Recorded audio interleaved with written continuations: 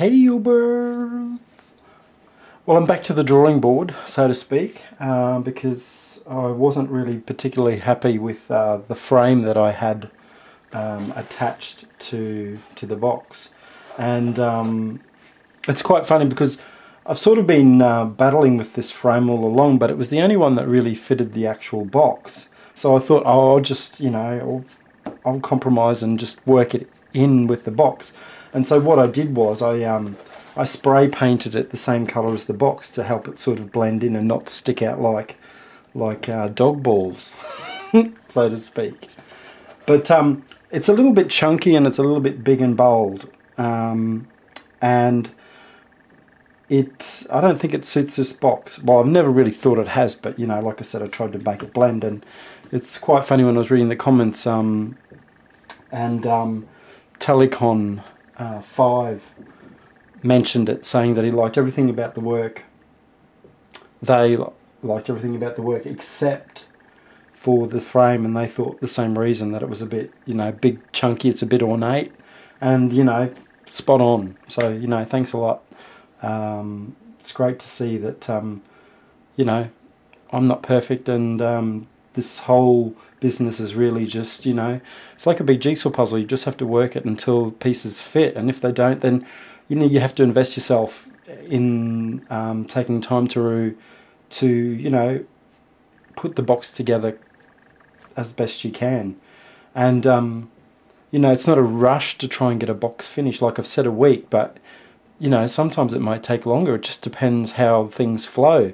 Sometimes you create a work in a day and it's brilliant, and other days you create a work in months and it still doesn't turn out as good as you want.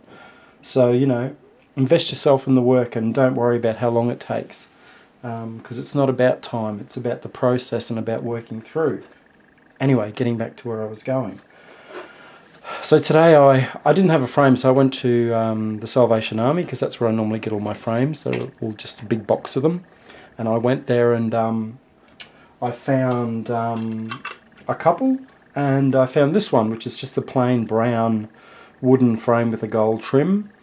And I didn't actually measure the box, so I wasn't sure if it was the right size, but I just bought it anyway.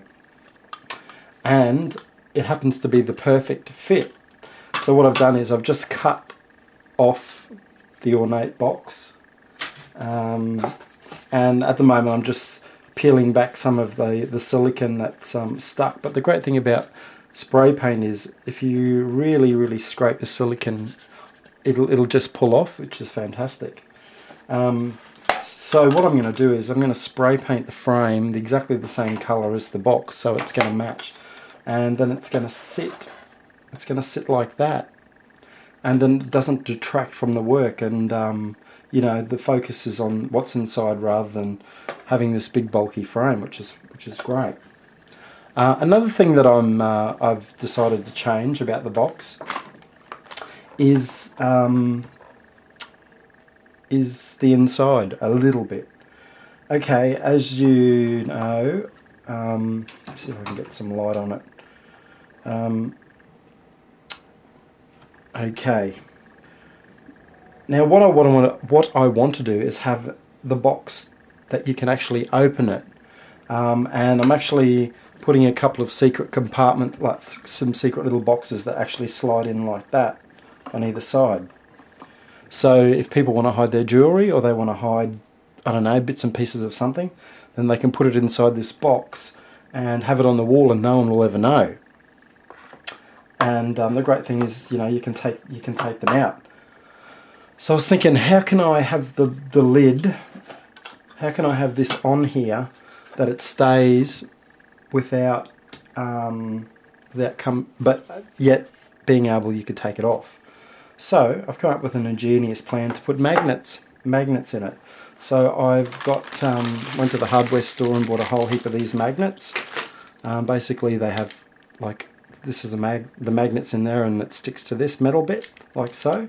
So what I've done is I've glued that on the inside of there. I'm going to glue this one on the inside of the lid, on the inside of the rim, and then when I seal it, it'll actually, the magnetism will hold the box the front on the box. So I'm going to put one there, one there, one there, and one there at the top. So there's going to be 4 magnets holding it together.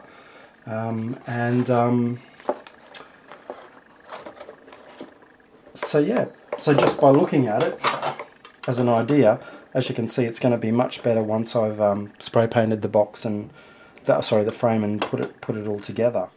Okay, I've finally finished the box. I'm really happy with how it's actually turned out in the end.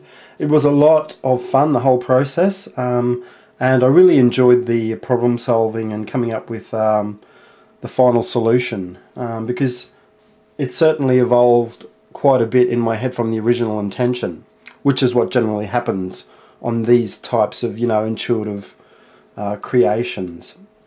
Okay, so I respray painted the frame and attached it so it actually blends in with the work. It's less detracting. It's not ornate like the last one, which is great. So the focus still remains on what's happening inside the box. What's also great about this frame is that it has allowed space on either side, so you can actually, your eye sort of starts here and sort of it goes in. There's that room for it to see the whole landscape of what's happening inside. As I said, at the top has a magnet which activates the light, and when you take off the magnet, the light comes on, as you can see, and it gives this really nice blue glow.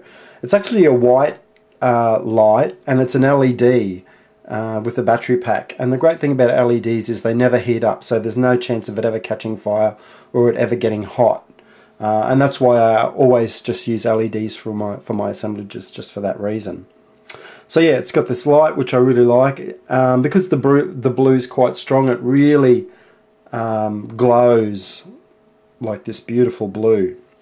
And what I love about it is you can see my little ghost girls on either side very subtly with this glow,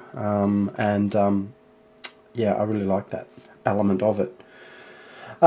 So the other good thing is you can also now see the bingo, parts of the bingo cards, and some of them open and close, which is great. So it's sort of remnants of the past, which is cool.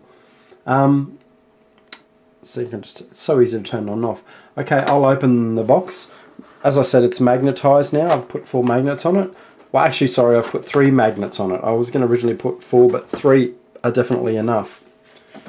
So the 4 magnets are, there's one there, and there's 3 magnets. What am I talking about? And the other 2 are there. Just move the camera down a bit. What else I have changed is the keyhole. I've just added a more antiqued looking keyhole, but I've actually just added it over the pre-existing one, so you can sort of see 2 keyholes, which is a cool effect as well. So it's got the letter of authenticity inside the box, and it's got these 2 compartments, and these can be used to store, like I said, jewellery or whatever.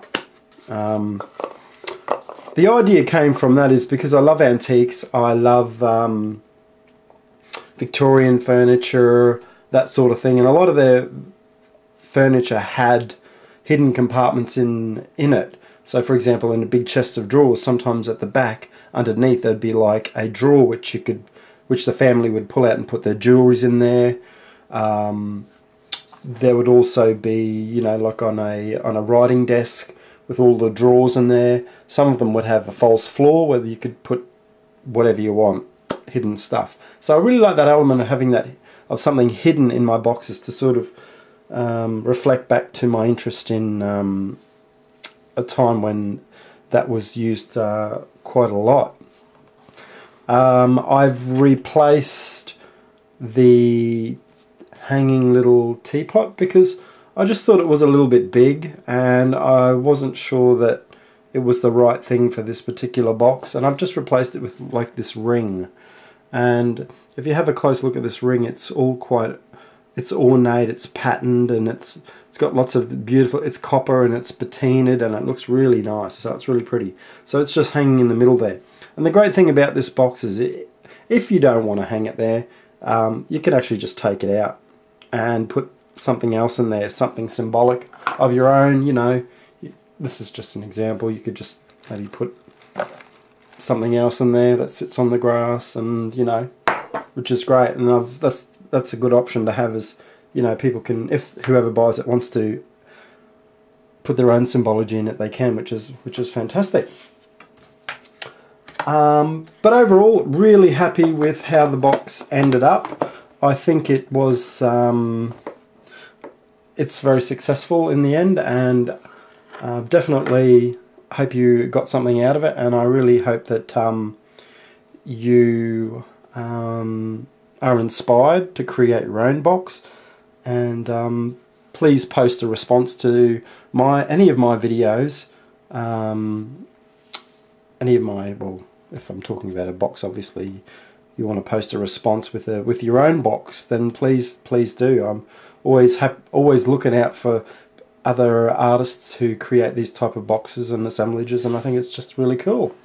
Alright guys, that's it. Thanks for watching, and I hope you enjoyed something. I'm going to be starting to work on another one very soon, and have a great day. Later. There's nothing I have is truly mine. There's nothing I have is truly mine. There's nothing I have is truly mine.